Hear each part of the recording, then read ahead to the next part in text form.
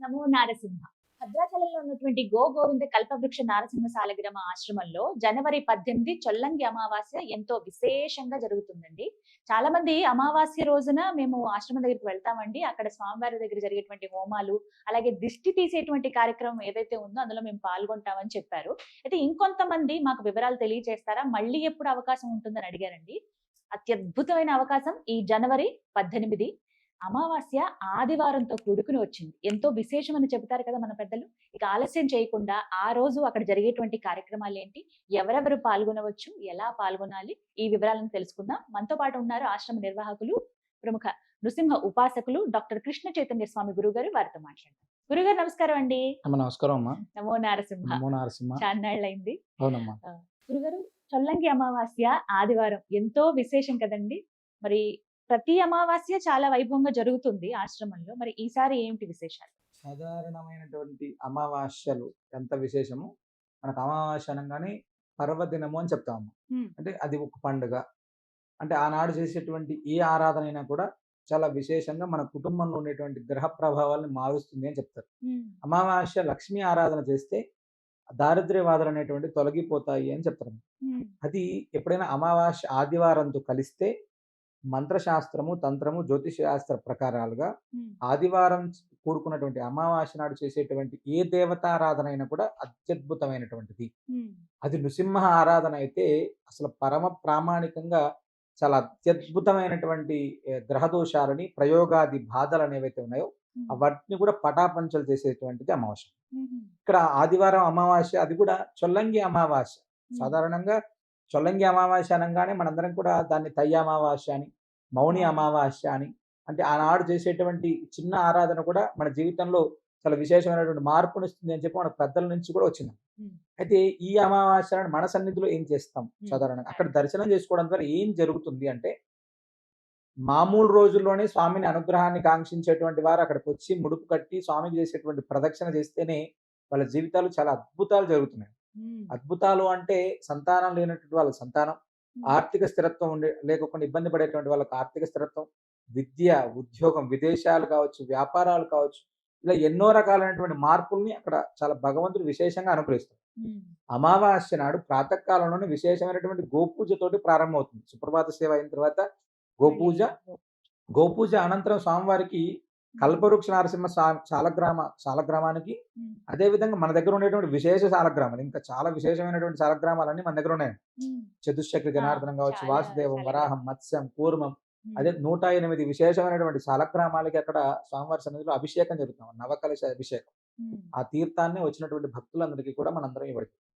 అదేవిధంగా ఆనాడు పెట్టేటువంటి దీపం, మన దగ్గర వీరరాఘవ దీపము అని చెప్పి ఈ చొల్లంగి అమావాస్య రోజు పెడతారు.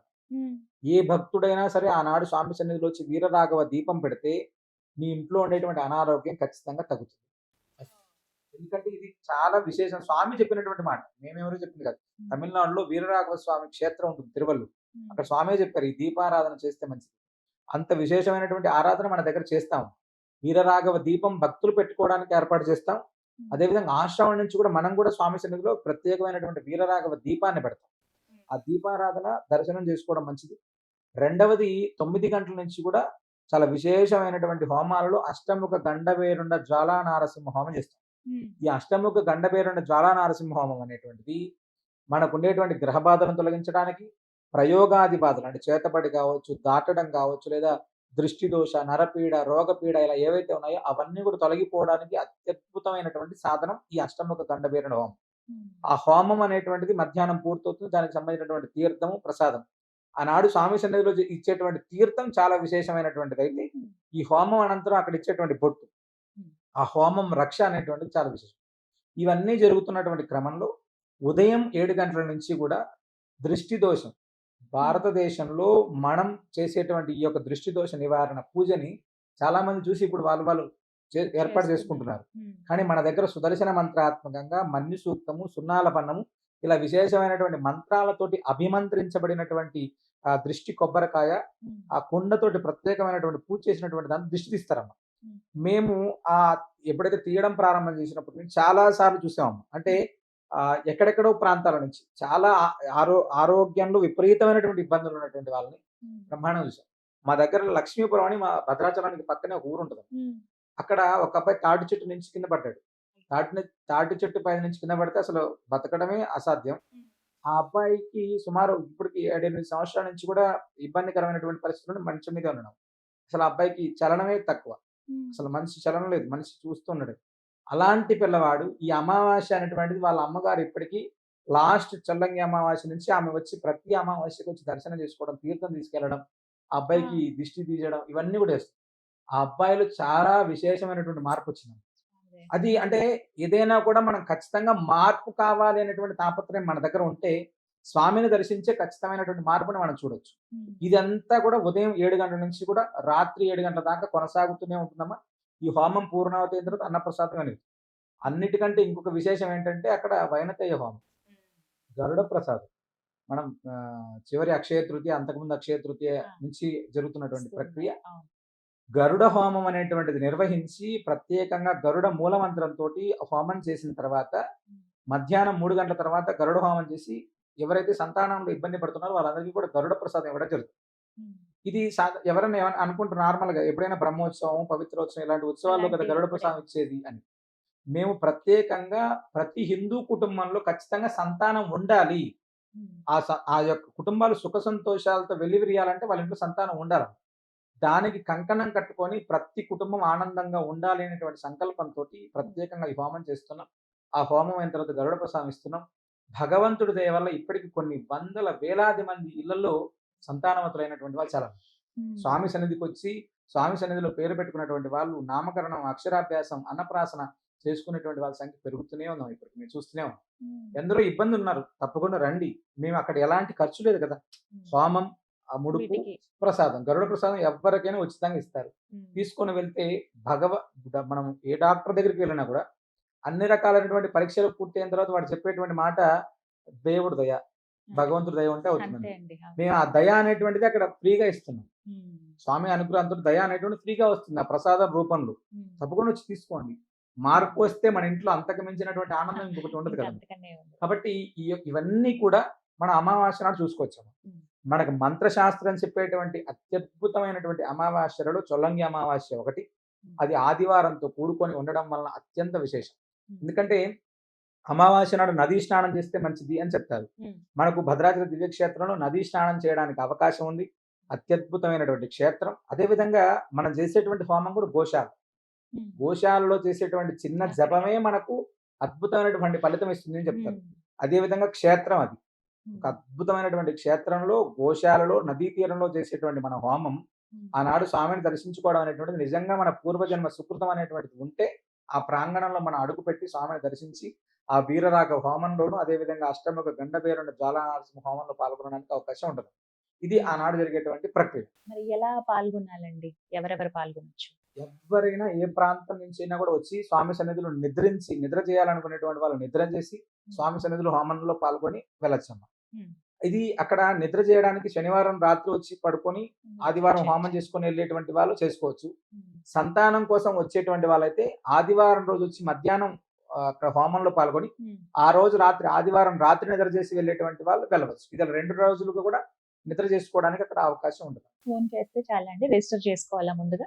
ఫోన్ చేసి వస్తే వాళ్ళకి ఏదైనా డౌట్స్ ఉంటే వివరాలు తెలుసుకోవచ్చమ్మా. ముందు రోజే వస్తే పూర్తి వివరాలతో అక్కడ ఏం చేయాలి అంటే ముడుపు కట్టాలి, దిష్టి తీయించుకోవాలి, లేదా మన ఇంట్లో వ్యాపార సంస్థలకి అక్కడ ప్రత్యేకంగా ఆనాడు సుదర్శన హోమం చేసినటువంటి కొబ్బరి బోండం ఇస్తారమ్మా. అంటే ఎవరైతే హోమంలో పాల్గొన్నారో వాళ్ళందరికీ కూడా సుదర్శన హోమం చేసి ఇంట్లో అలక్ష్మి దోషం ఉంటుంది లేదా వ్యాపార సంస్థల్లో ఉంటుంది, అవన్నీ కూడా తొలగిపోవడానికి ప్రత్యేకంగా బూడిద గుమ్మడికాయ, తర్వాత అదేవిధంగా కొబ్బరికాయ, కొబ్బరి బోండా, దిష్టి గట్టిక అంటే ఇంటికి కట్టుకోవడానికి ఒక పట్టిక, ఇవన్నీ కూడా ఆనాడు మనం ఇవ్వడం జరుగుతుంది వాళ్ళందరికీ కూడా. అంటే మన శరీరంలో ఉండేటువంటి ఇబ్బంది పోవాలి, శరీరం పైన ఇబ్బంది పోవాలి, మన ఇంట్లో పోవాలి, వ్యాపార సంస్థలలో పోవాలి. అన్నిటి దగ్గర అలక్ష్మి దోషం పోతే ఆటోమేటిక్ గా సుఖ సంతోషాలతో ఆ ఇల్లు ఉంటుంది. అది మన యొక్క చేసేటువంటి ప్రక్రియ. ఆదివారం రావడం ఇంకా విశేషం. ఇన్ని కార్యక్రమాలు జరుగుతాయి ఆ రోజున. చివరిగా ఇంకొక సందేహం ఏంటంటేనండి, ముడుపు గురించి అడుగుతారు. మరి అమావాస్య రోజు ముడుపు కట్టొచ్చా అండి అని? అమావాస్య రోజు ఎక్కువ మంది కడతారమ్మా అక్కడ. అంటే 365 రోజులు ఏ రోజైనా ముడుపు కట్టొచ్చు. అమావాస్య నాడు కట్టేటువంటి వాళ్ళే కొన్ని వేల మంది ఉంటారు అక్కడ. ఎందుకంటే అన్ని కార్యక్రమాలని మనం అమావాస్యలో దర్శించుకోవచ్చు. గోపూజ, స్వామివారికి అభిషేకం, సుదర్శన హోమం, ముడుపు, సంతాన ప్రసాదం ఇలా అన్ని రకాలైనటువంటివి ఉంటాయమ్మా. కాబట్టి ఆనాడే స్వామి సన్నిధి కొన్ని వేలాది మంది వచ్చి దర్శనం చేసుకుంటారు. ఆ ఆదివారం అమావాస్య కాబట్టి ఇంకా ఎక్కువ మంది వచ్చి కట్టుకోవడానికి కూడా అవకాశం ఉంటుంది. ఆ రోజు రావచ్చు. ఇదొక సందేహంగా ఉండిపోతుంది. అంటే మంచి రోజు చూసి కట్టుకోవాలా అండి ముడుపు ఏమైనా అని అడుగుతుంది. అదే మంచి రోజు అక్కడ. అంతే. అవునమ్మా. అమావాస్య. కానీ చాలా విశేషమైన రోజు. నేను కూడా ఆ రోజు రావడానికి ప్రయత్నిస్తాను గురువుగారు. తప్పకుండా రండి. స్వామి అనుగ్రహం. ధన్యవాదాలండి. విన్నారు కదా గురువుగారు చాలా చక్కగా వివరించారు. అందరూ ఎంతగానో ఎదురు చూసేటువంటి రోజు, అందరికీ ఎంతో ఉపయోగకరమైన ఫలితాలను అందించేటువంటి రోజు అని చెప్పుకోవచ్చండి. ఎంతో విశేషం ఆదివారం అమావాస్య రావడం. ఈ మౌని అమావాస్య, చొల్లంగి అమావాస్య అని కూడా అంటారు. మరి ఈ రోజున అక్కడ జరిగేటువంటి కార్యక్రమాలన్నీ కూడా చాలా వివరంగా తెలియజేశారు గురువుగారు. 1కి 2 సార్లు వీడియో చూడండి. ఎవరికైతే ఇలాంటి ఇబ్బందులు పడుతున్నారో వారికి ఫలితం ఉంటుంది కాబట్టి వాళ్ళకి ఈ వీడియోను కూడా ఫార్వర్డ్ చేయండి. నేను స్క్రీన్ మీద నంబర్స్ అందిస్తాను ఆశ్రమానికి సంబంధించి. మీరు కాల్ చేసి వివరాలు కనుక్కోండి. ముందు రోజు రాత్రి మీరు వెళ్లి అక్కడ నిద్రించే అవకాశం ఉంటుంది. అక్కడ ఏర్పాట్లు ఉంటాయి కాబట్టి మీరు ముందుగా కనుక్కొని ముందుగా ఒక్కసారి ఇంటిమేషన్ ఇస్తే అక్కడ మీకు ఏర్పాట్లు కూడా అన్ని చేస్తారు. అలాగే నిత్యాన్నదానం ఉంటుంది కాబట్టి భోజనానికి ఎలాంటి ఇబ్బంది ఉండదు. అదైతే ఖచ్చితంగా చెప్పగలను. నేను ఎన్నో సార్లు చూసి వచ్చాను కాబట్టి మరి ఆ రోజు ఎంతో విశేషవంతం అండి. నేను అడ్రస్ కూడా ఇస్తాను క్లియర్ గా. ఇక ఏమాత్రం సంకోచించకుండా చక్కగా వెళ్ళొచ్చు, నదీ స్నానం చేయొచ్చు, రాముల వారి దర్శనం కూడా చేసుకోవచ్చు. ముందుగా ఇక్కడ హోమం ఈ కార్యక్రమంలో పాల్గొనాలనుకునే వాళ్ళు మాత్రం ముందుగా ఒకసారి ఫోన్ చేసి అయితే వివరాలు చెప్పండి. అదే నేను కోరుకునేది. ముఖ్యంగా ఎవరైతే వస్తారో ఆ రోజు అందరం నేను కూడా అక్కడ మీ అందరినీ కలుస్తాను. నమస్కారం.